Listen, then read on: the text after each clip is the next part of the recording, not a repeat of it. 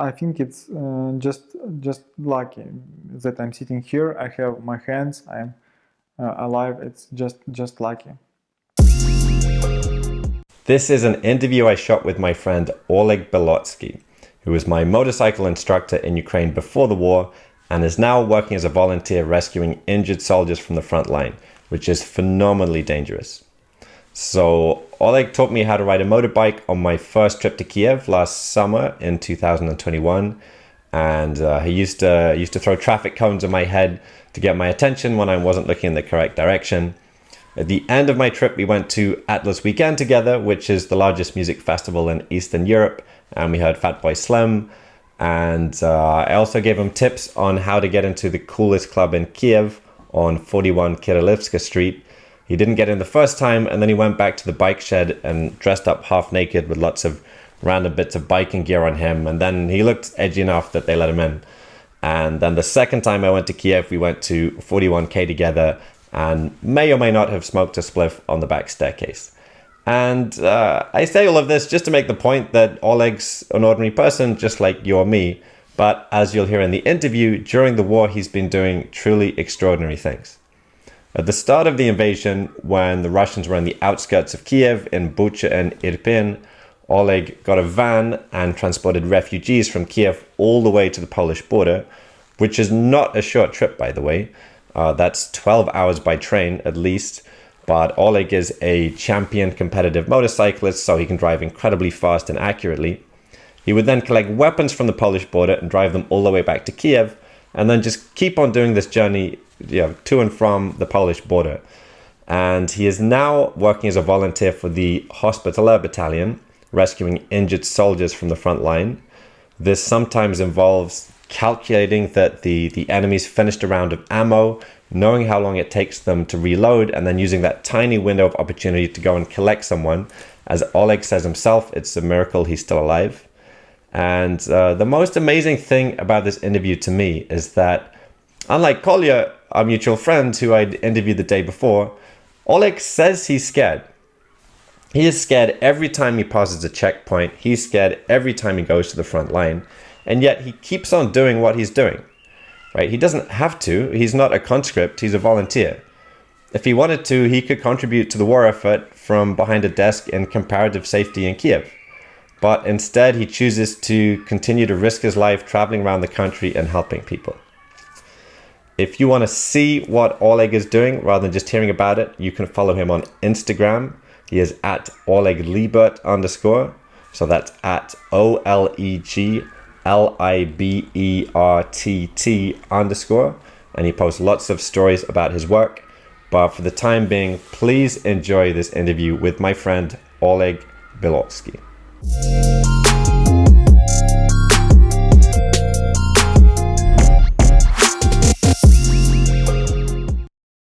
So I haven't seen you obviously since before the war, and we were in touch a lot on Instagram because I was in touch with you when you were helping evacuate your family. Then you sent me pictures or Chingiz sent me a picture of you when you were transporting equipment around for the military and doing military support. And this was when Chingiz was inviting me to visit Kyiv in the first month of the war. And now he just told me at breakfast that that was a joke. But I was seriously considering... It wasn't a joke. Yeah, I didn't think so. No, I was seriously considering it. The main reason I didn't come, and I think I talked to you about this, right, was that I didn't want to use up resources in a war situation unless I was doing something really useful. Yeah. And something really useful would be if I could drive and I was driving drones from Germany or from Poland to Ukraine, that would be one thing. But if I was taking up space in a car and giving my friends something to worry about when they should be looking after themselves, I didn't want to come, so I decided against it. It was a good decision. But now I can, because now I can get a train. But I don't know lots of the details. I just was in touch with you every few days sometimes, or a couple of weeks apart. Now it's really calm here. Yeah. But so what was your...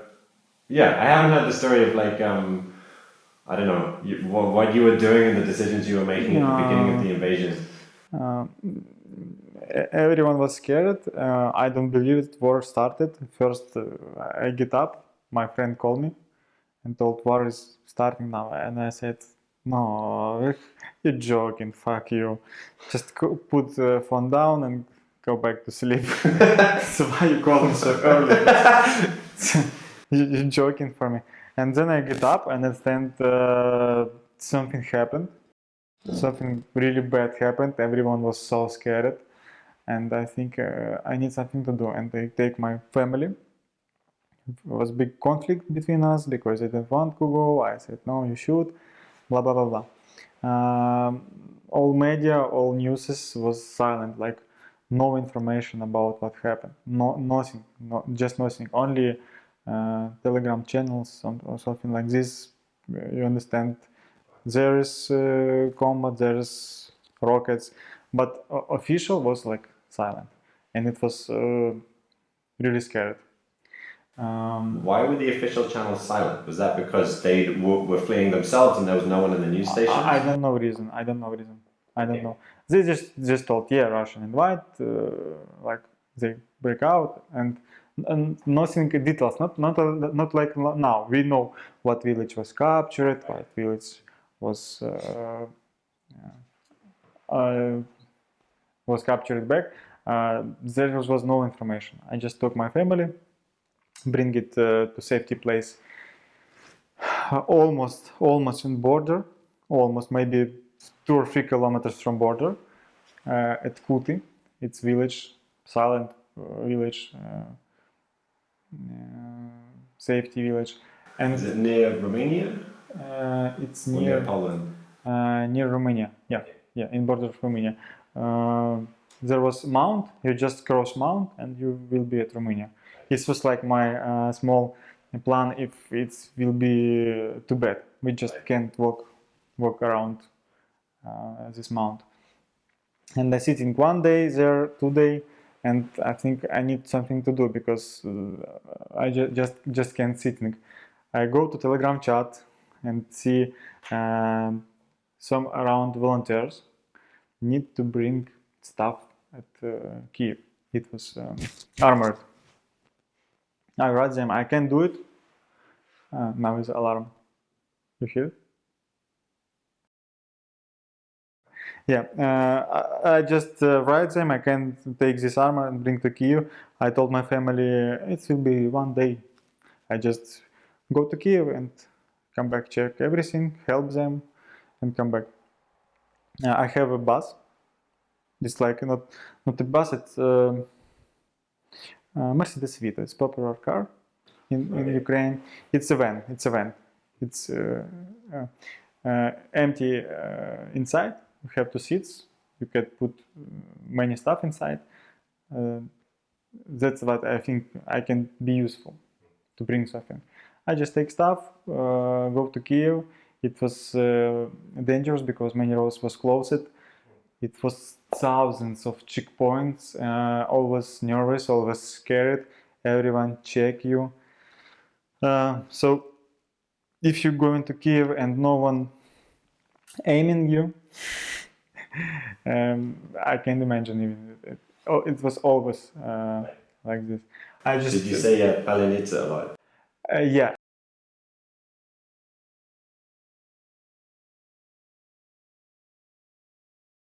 Yeah, and this time I don't know. I haven't no documents that I'm volunteer. I have no passports. I have nothing.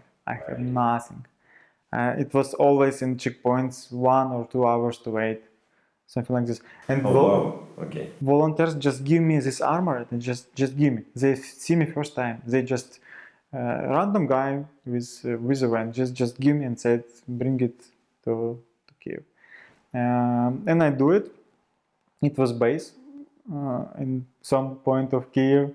I just give it to them. They said thank you, you're brave, blah blah blah, and I think I can evacuate people from Kyiv because in Irpin it was like dangerous. I make stories in my Instagram. I'm in Kyiv. I have a van. It's not comfortable. Right. It's for carrying something big, but I can put inside many people. Who wants just write me or call me, preferring women and children. And I have 1 hour like list of people who wants to go. And I'm do it. I just take them. I explain how to cross bridges, because bridges was blow up. I come there close, and they just go under bridge. I pick up them and go to safety place. In safety place, I take one guy bring maybe 10 or 11 drones. It was so expensive on that time. I bring people and take drones, go back to Kyiv again. And one of times I bring again armored to Hospitallers. It's voluntary battalion who taking injured people from front line.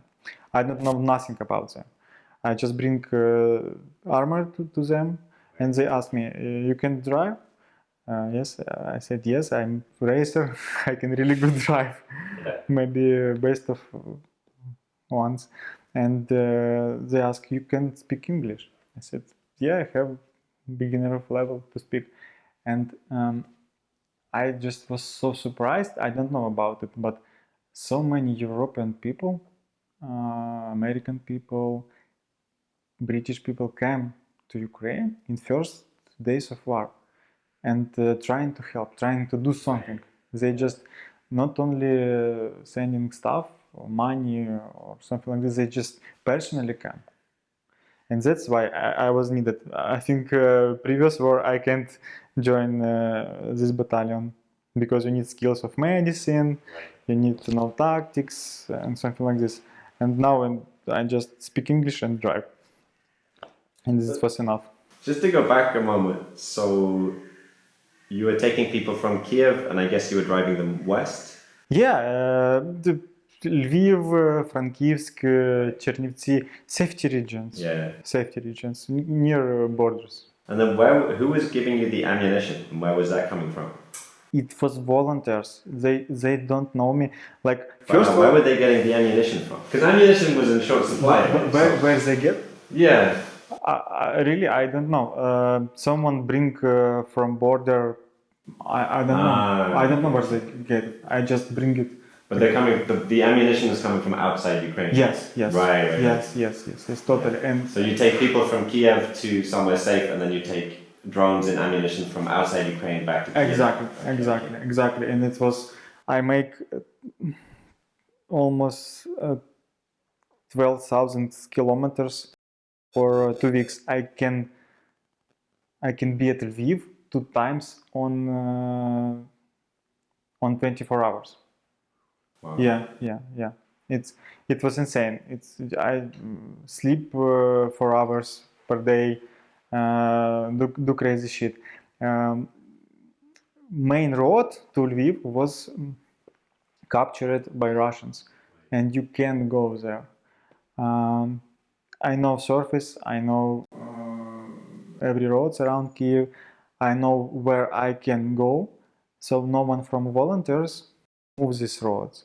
I take a risk because I haven't no time. Because if you moving on safety roads, it will take, I don't know, maybe a day plus. Right.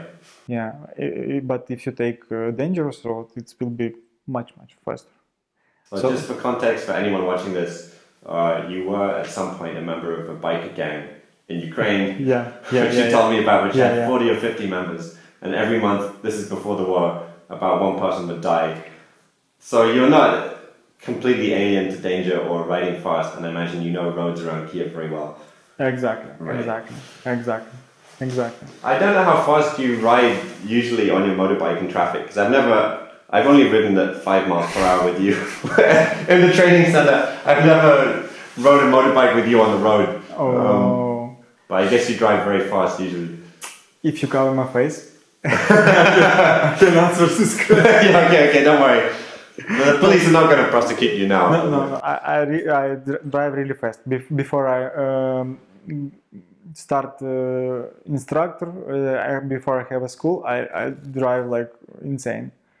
It was always in traffic in Kyiv, like 150 kilometers. It was like just nothing. Just around traffic. Yeah, it was insane. No, not do it like this. No, I take right way. I open school. I come down.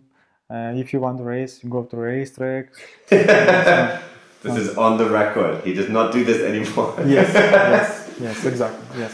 When I was filming Kolya yesterday, he was like, "Oh yeah, I ride my motorbike. I have whatever. He's got a Japanese motorbike. Like, but I take off the number plate so no one can catch me." Like he said it on film. He was like, "Yeah, publish whatever you want." Exactly. But okay, so we got up to. I was just clarifying that bit, but we got up to where you were joining the medical support, which is an international. I just come there. They asked me if you can speak English and drive. We have a bunch of European people who want to help. You one of who can drive and speak Ukrainian and English, so you can be like a bridge between everything. You can be. I didn't want to be team leader, but I need to be because it was no option. Right. Every checkpoint, soldiers, everything. Hospitallers was part of right sector in 14 in started of invasion. They separate and they just when war started take many new peoples and one of them was me. I can't understand nothing. I was in this base. I was so scared. They just give me ambulance. It was just normal ambulance, no armored, nothing, just white, Right. normal ambulance. They give me a bunch of medicine, bunch of tourniquets. We have no enough uniform. In first rotation, I haven't normal plates. I have handmade armored plates. It was steel one. Okay. So I don't know how it protect me or not, but I haven't any choice. I haven't even pants. I was in my pants. I was in my snowboard jacket, running with foreigners around the tanks and try to do something. Yes, they just give me ambulance, give me medicine. And you weren't with any medical professionals? Because you're not trained in medicine, or maybe you're trained in first aid, I don't know. No. Right. No, I don't know nothing about tactical medicine. Right. Just zero. Did you learn some stuff about it? Yeah, now I can make a training with it. Okay. After this half year, I can make a training. Also, who are these volunteers from Europe? Like, are they ex-military people, or? I have almost. I think they most experienced people that I see because they was Swedish guys. It was couple of them. It was many. I don't know. Maybe they have something against Russia. Swedish. Yeah. Okay. That's why they come. They was so professional. They was like working in army. How I call it. They work for it. They was really combat medics. Right. But without combat experience. Oh, okay, right. Yeah. So they were trained, but they had not served. Exactly. Everyone was scared. Civilian was scared. They were scared because they don't have combat experience. Everyone was like big mess, and you're trying to solve problems. You're trying to find spare wheels for cars. You're trying to find some medicine. You can join us if you want.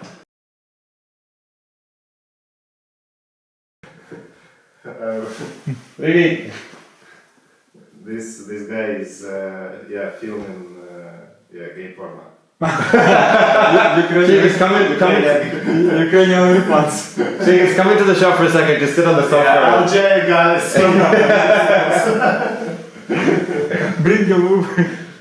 Yeah, I'll open the door. Yeah, Natalia asking not to use her shoes. Okay.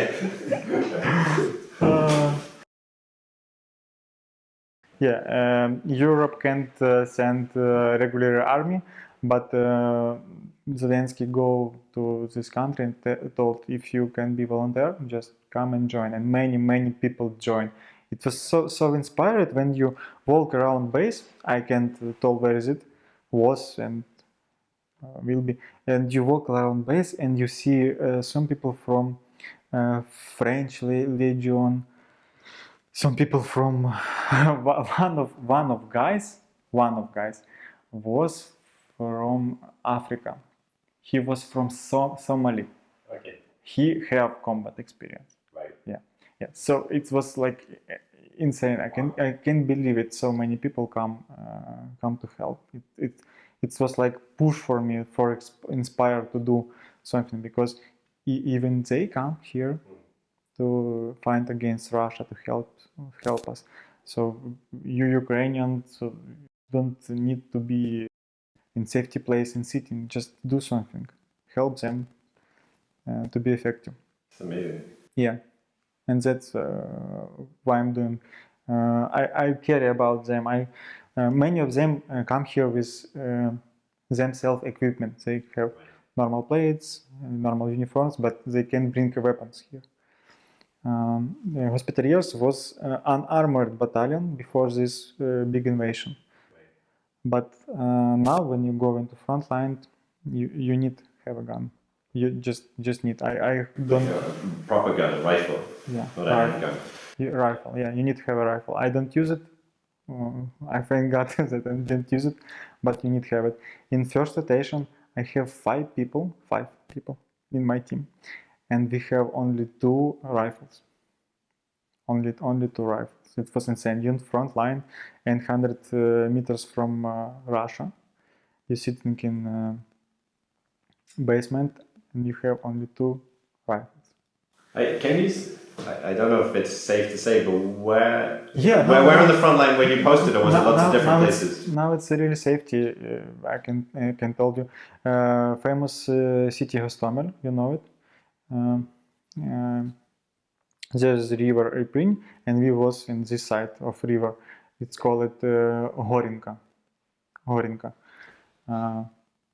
It was front line. But yeah, of course. Yeah. I can tell you now because now it's safety. Russian move out. So yeah. So wait. So when you first joined this Hospitallers in March. You just turn up with your own clothes and no rifle and no medical training, and then what was the first day like? On the first day, they just say, "Okay, we want you to go over there and get this guy," and you're hearing all these explosions and. It was insane. They give me armored plates. Right. They give me cars. They give me medicine. They give me a team and said, try to prepare them. We have classes how to use tourniquets. Right. I was 2 days on these classes, and then commander told we need help on some points of front line, so you should be ready to move. And they told first rotation will be like preparing. Don't worry about it. It will be calm. It will be not on front line. It will be at Kyiv. It will be at police station office. There is bunch of food, bunch of water, safety. Police guys can make training for shooting. They have shooting range, so don't worry about nothing. I said, okay, why not?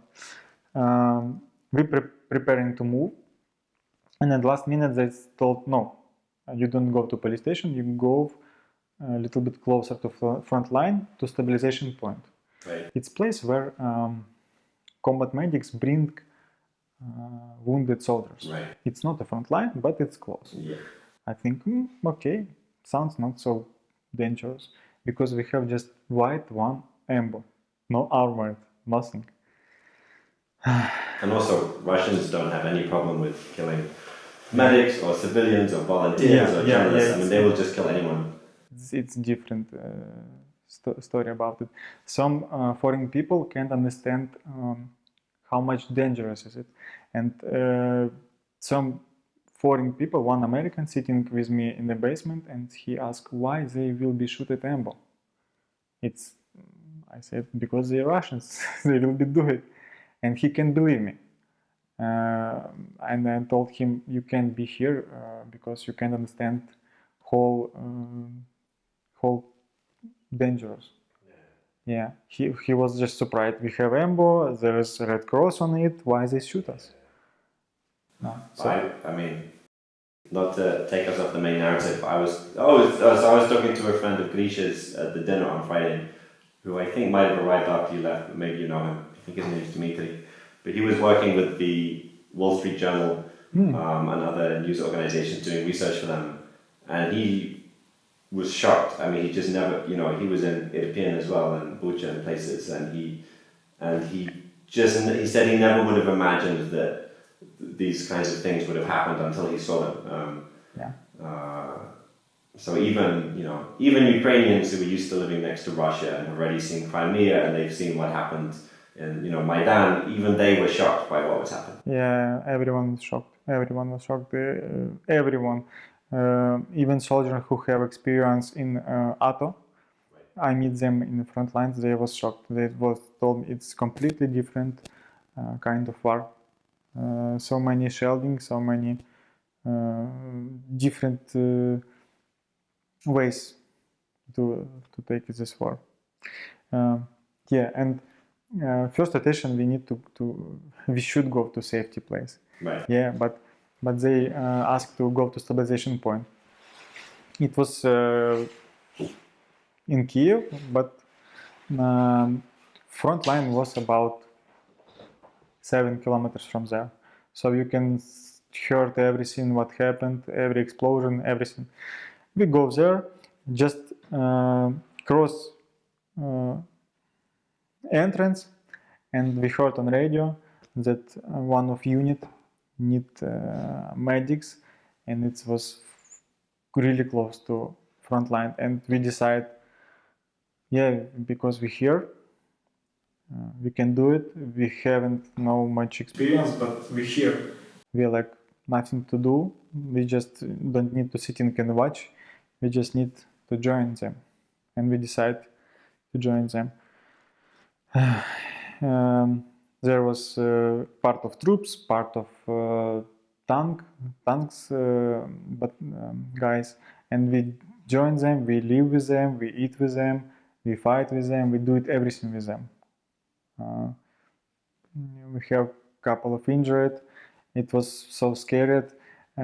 First time I come to front line, many explosions, 1.5 kilometers from front line, so many explosions. It was so scary, and I tried to hide this big white ambo. I find the garage and try to put inside it. It's going twin light, like suns go down. I put ambo inside of garage. Something crash it, maybe scratch it a little bit because I was scared of explosions.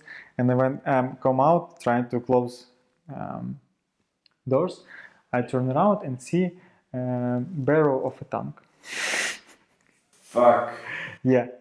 But it was just staying there. It was hiding there. It was our tank. It was Ukrainian tank. But I didn't expect see it so closely to me because it was not so many light. I can see it when I'm parking. Right. Yeah, it was like insane. But every rotation we have more armor. We have more equipment. We have more experience, and we do it more and more work. We painted our ambo, we fix it, we get everyone rifles, and it was not about easier, but we get some experience. But in the beginning, we was just civilians running around tanks in jeans. It was some kind of insane. This is something, it's something Kolya was talking about yesterday, but several people were talking about, which is that in general, Russia has this history of serfs, basically, land slaves, and it has a herd mentality and everyone just follows the leader. Yeah. And so there's not very much independent thinking among troops, whereas Ukraine is a very entrepreneurial place. People think for themselves. Historically, lots of the Soviet commanders were Ukrainian, and so it's kind of interesting from a military point of view that it seems like part of the reason why Ukraine is defeating Russia, not just because of the motivation of the Ukrainian people, but also the fact that the Ukrainian army is this self-organizing thing that thinks for itself, whereas the Russian army is this centrally controlled mess where the people lower down the command chain don't tell the truth to the people higher up the command chain, so they make tons of bad decisions, they have bad strategy, whereas apparently like running around in jeans and just chatting on Telegram is more effective than Russian military command. Self-organization is like most biggest advantage of Ukrainians. I'm sure of it. Volunteers groups, medic groups. I saw a girl on BMW. She's medic. She just drive around front line and trying to help someone. It's not SUV BMW. It was just normal car. I'm just surprised. She don't attach any unit. She's self. But, and something like this. Many people take guns. Many people take old, shitty shotguns. And trying to fight against Russian. Many people died. So many people died. Civilian soldiers. Many people died. This cost of this war. It's so many Ukrainian people died. It seems that, at least from what I've heard from a small number of people, lots of civilians get killed in places like Bucha because they don't pledge allegiance to Russia. So Russians just enter some town, they say, will you... I mean, we don't know exactly why these people got killed, but our guess is that it's because they didn't, say they would join the Russians, or maybe they just killed them anyway. I spoke with people in Bucha when Russia moved back. We was there. It was second point of our rotation. We just moved there and trying to help civilians with food, with supplies, with water, with medicine, trying to give medical help for them. In first rotation we help only soldiers because we live with them. When Russia moved out, we trying to help civilian. And civilian people said they killed so many people because they thinking that civilian will be kill them. Oh, okay. So if you're man and you can hold a gun, you're dangerous for Russia. Right. That's why they kill you. Even if you don't have a gun and you're not holding a gun, they will just, okay. There was people just laying in ground. It was insane. Just laying bodies in ground. You driving around and you driving through bodies. In the first day at Bucha, volunteers tried to take all these bodies in bags and put somewhere because it was really scared. Mass graves, something like this. That's why Russian killed someone, because they don't expect that civilians will be fight against them. I think so. But also, I mean, my friend Andrei said he knew someone in, I think it was Bucha or Irpin or, outskirts of Kyiv. They, what was it exactly? They raped someone and killed her husband, and then they raped and killed her neighbor. This is not strategic, this is just madness, right?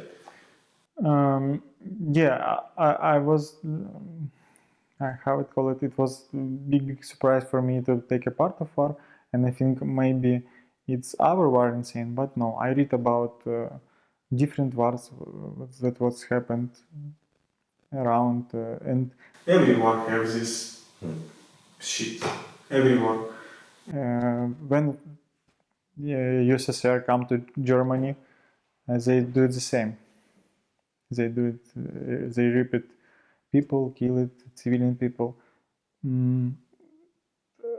I still can't understand how it happened because I don't cross this line. I won't rape. If you put Russian girl here, I won't rape her. I won't punch her. I won't do nothing with her. I can't understand this mechanism, how people cross this line.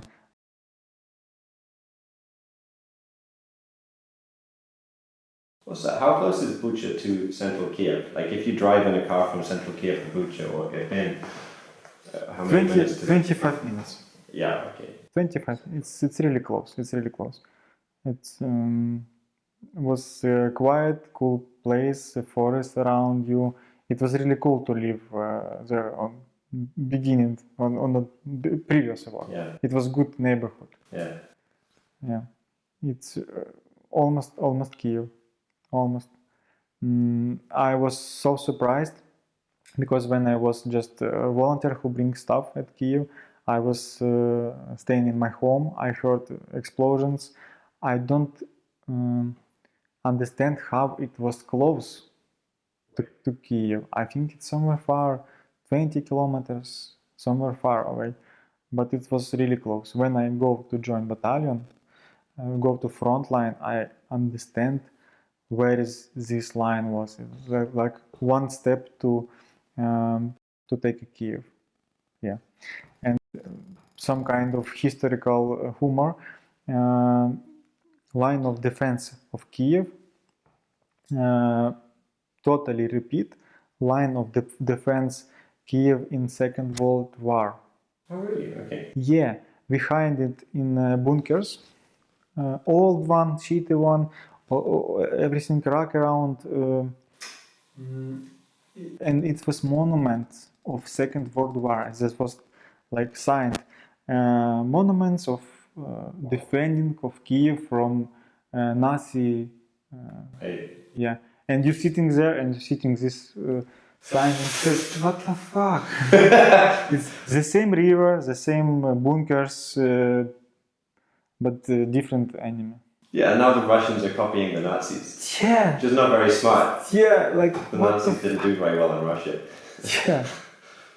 Yeah. I think maybe Russia's number one problem is they have no sense of irony. They're always talking about denazifying Ukraine and then they do the most Nazi shit and have Nazi logos. I don't know how it works. I can't understand. Just can't. I haven't answered this question. Yeah, I do. I'm trying to make sense of it myself. Yeah. I'm always trying to understand why people do like this, why it started, why they rape someone, why they kill someone, and I can't find the reason. Is everyone from your I forget the term for it, but your ambulance brigade, are they all okay? Has anyone been injured? The last rotation was really hard. Many shelling. They was at front line again in Kherson region, and one of American guy was injured by shrapnel in his butt. Now he's okay. They make operation. He's recovering, but yeah, they injured. Many people of battalion died in car crashes. Oh, Yeah. how? Yeah. Many died in car crashes because when you're driving in the front line, it's always scared. Many dangerous stuff inside surface. Okay. Even you're just driving and you drive around rockets. Right. And they just stuck in surface. So it's not so much car crashes, it's more like you drive into a landmine and then the car gets blown up? Or... Landmine and just normal car crashes. When you're trying to go away from shelling, you make mistake of driving. And you're driving very fast. Yes. Right. Yes, exactly. So people are driving into trees or other cars or... Yeah, in front line, when you close to front line, there is many line of defense. Zero line, where is combat actions, where you bring it, where you take in injured people. First line, second line, and blah blah blah. And when you're close to zero or first line, at night you can't use lights on a car. Right. And someone moves against you and just crash it because they don't see you.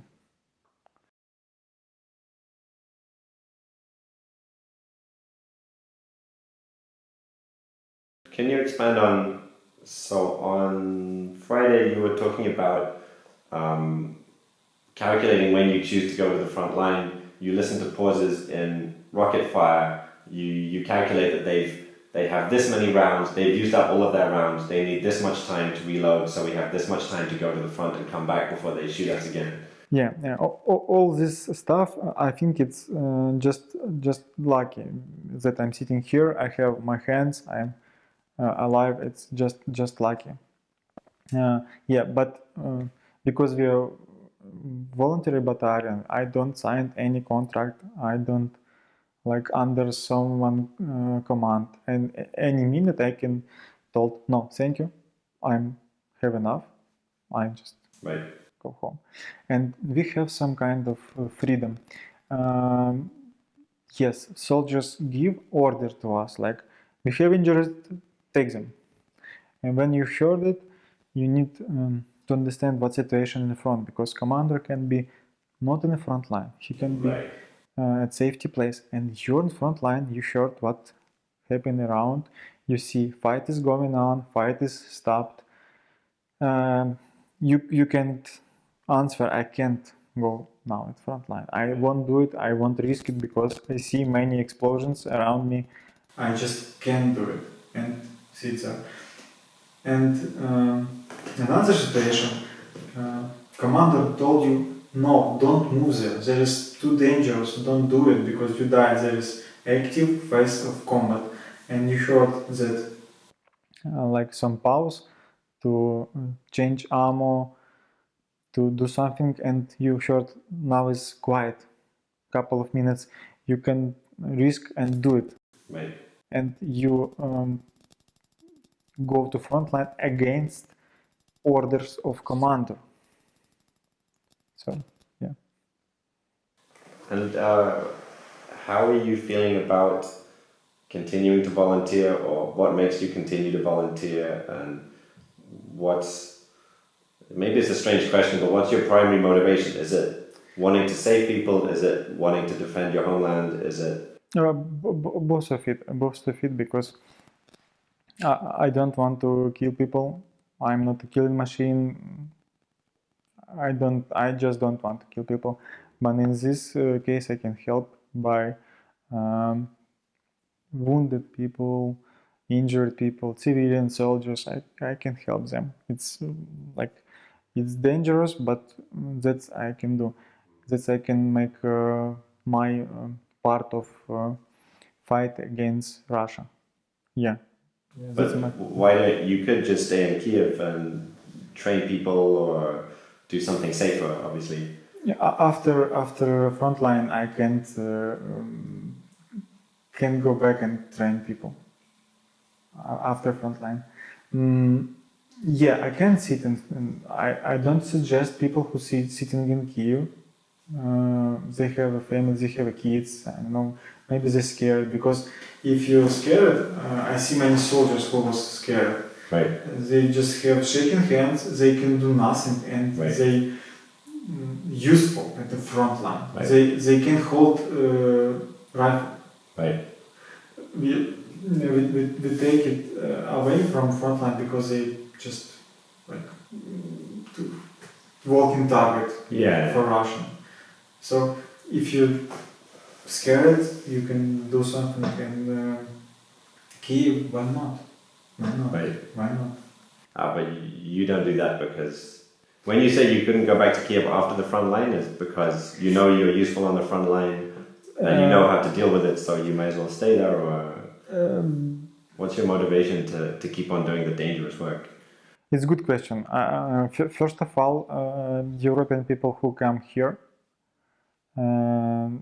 it's not war from. It's war on another country. They come from safety places. They come from homes. They can sitting there and just wait. Right. But they come here. They so inspire me. So many people come here, voluntary. They haven't payment. Right. They haven't. They just left peaceful life and come here. They inspire me. Maybe they don't have a peaceful life. Maybe their wife is really annoying and they will do anything to get out of that domestic situation. I don't know. Yeah. They just haven't told you. Yeah. Maybe they're overdue on their rent. Yeah. Escaping their landlord. I'm sure a couple of them adrenaline addicted. No, I'm joking. I'm not joking. A couple of them. Yeah. It's always people who scared and always people who just stupid and scared. Just walk around the mindset. What? It's nothing for me. And just trying to grab him and put in trance. Yeah. It's. So these people are really useful, right? I mean, we know, you and I know people like this, like Golia, like Grisha. They do crazy stuff during normal life, and then during the war they're incredibly brave. Exactly, the same for me. In previous, I have a motor school. I was insane and driving like insane, like suicide person. Right. So I'm driving like suicide person in the front line, but it's very, very good. I can help people. Right. Yeah. So why not? Why not? So in the past you were injuring girlfriends. Now you're helping soldiers who are injured. You're trying to readdress your karmic balance. Yeah. Anyway, sorry. I didn't let you. I interrupted your answer, but I was asking you what motivates you. So you mentioned that the volunteers are inspiring, but is there anything else? Volunteers inspire me. I can help simple soldiers. I can protect my homeland. In beginning, when I was volunteer, I think if I bring to Kyiv more drones, Right. More armored, army can find effectively, and the Russian can capture my home. My home is literally about 10 kilometers from front line. Right. So I think I can do something. Yeah. So where is your home? You're in. I get east and west mixed up. But you're in northwest Kyiv. Maybe 10 minutes from Bucha. Right. Yeah. 10 minutes from Bucha. It's really close.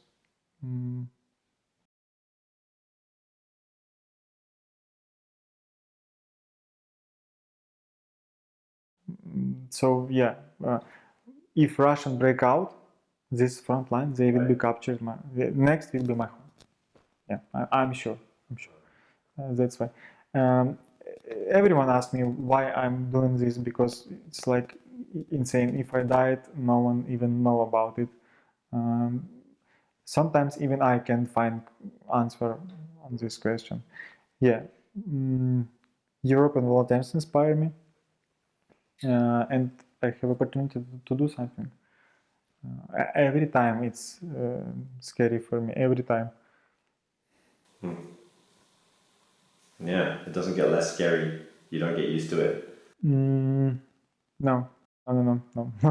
When you're used to it, it's like first ring, you're going a little bit insane. If you're used to it, you're at much more danger, much more risk. You just, being scared is a useful survival mechanism. Yes. That's why we get scared. Yes. Yeah. Exactly.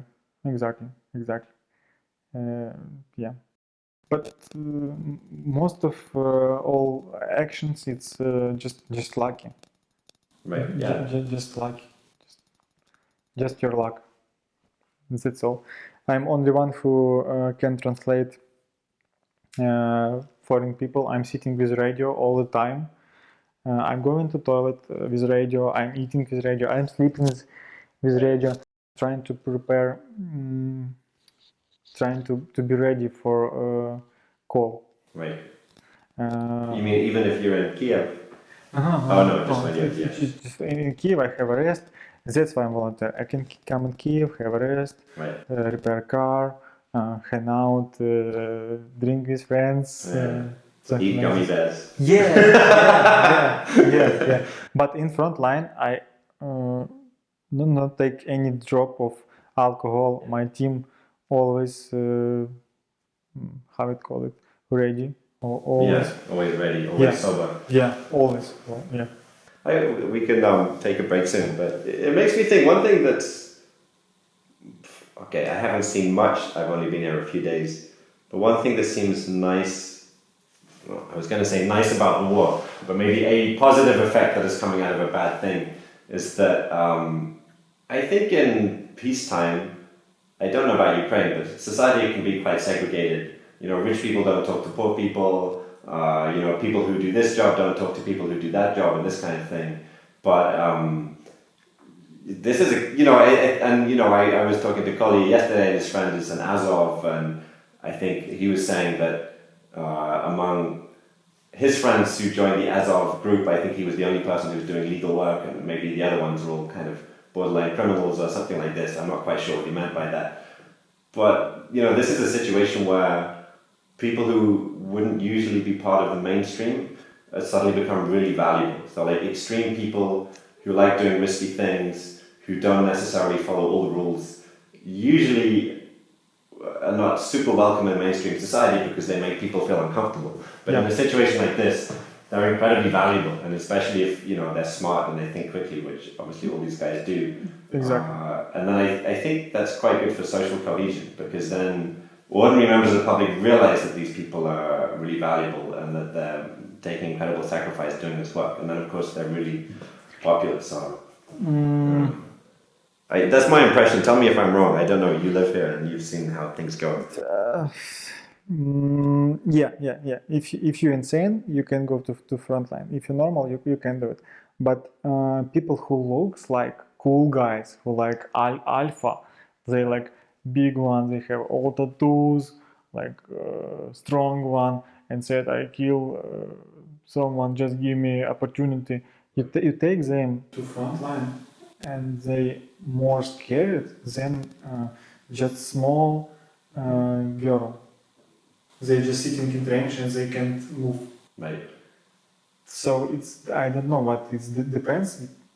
It's something inside. It's something in your brain. You can look like alpha, but you can act like just child. Yeah. But totally, if you're insane, you can go. I say that affectionately. I have lots of insane friends, and I love them and respect them. So you know. Yeah. You have all intelligence. You know all intelligence in Kyiv. You know Kolya. You know. Yeah. It's like you know Ilya. You know Grisha. Oh, I'm very lucky. I mean, I'm incredibly lucky to know these people, and I'm very lucky to be able to come here. You know, I have the time to come here. I have some money that I can make this visit. You know, people are welcoming. You know, I value everyone's time here because everyone's doing very important stuff, and I'm just staying in a fancy hotel and talking to people, which is very easy. But yes, it's really nice. But yeah, let's take a break. Thank you for talking, dude. Yeah, you're welcome.